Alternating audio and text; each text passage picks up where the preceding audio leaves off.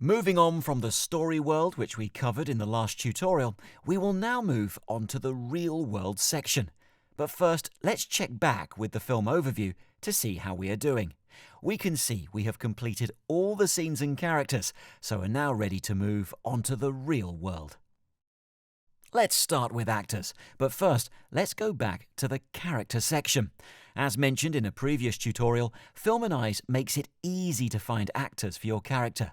You can search Mandy or Star Now to find an actor that has the same features as the character, so things like age range or ethnicity will be automatically populated in these other websites.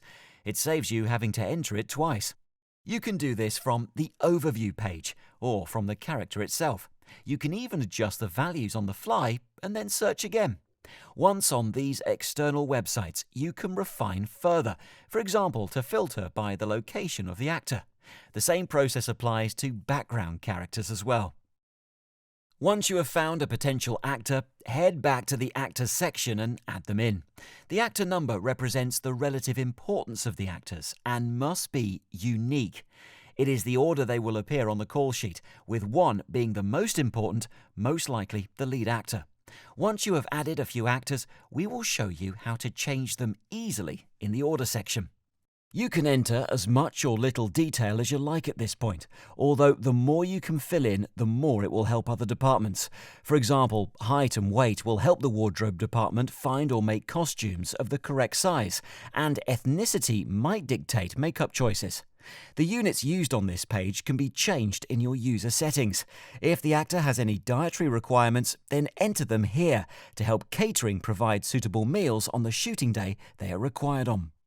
The idea is to build up a potential list of actors you might want to use, so that you have their details saved in one place. Now we have a few actors in the system, we can head back to the order section and see how you can easily drag and drop the actors around to change their number. Once you have chosen which actors you want to play which characters, you head back to the characters overview and drag and drop the actor onto the character, or edit the character itself and select the actor from the drop-down. As shown here, if you assign an actor without an email address, you will get a warning to show it needs to be entered. This warning will persist under the bell icon in the top right until you fix the issue. An email address is required so that the call sheet could be sent to the actor, so you need to provide an email address before any call sheets are sent out. You use the same technique to assign background actors as for characters, except you can assign multiple actors to one background character, as you might want multiple people to portray them. In this example, we need 4 actors to play the Soko character. The next area to tackle is finding real-world shooting locations for the scene settings. The location search uses a Google Maps search, so you can type anything in here that you might when using Google Maps, be that postcode or the full address of a location. As you can see, the nearest hospital with an A&E department is found and selected automatically. If you want to select another one, then a list is presented in increasing order of distance from the selected location. You can also search for the closest parking facility and select whichever is appropriate. You can optionally upload images of the location for the production designers to look at to work out how they want to dress the location. Sublocations can be used if you're using different parts of the same location to represent different locations in the story world. For example, you might use the kitchen and bedroom in one shooting location to represent a kitchen and bedroom in different scene settings in the story world. This helps with scheduling, as moving between rooms is a lot easier than moving between locations. Once you have at least one location, you can see them in the Locations overview, which also shows you the distance or duration to travel between the two places. This helps when planning which locations you can shoot in the same day. To assign a shooting location to a scene setting, head to Scene Settings Overview, and then you can drag and drop the location onto the scene setting. Alternatively, you can assign the shooting location within the scene setting by selecting the shooting location from the drop-down. Costumes, makeup, props and set dressings should all be familiar from using the breakdown, as the same information is represented here as well.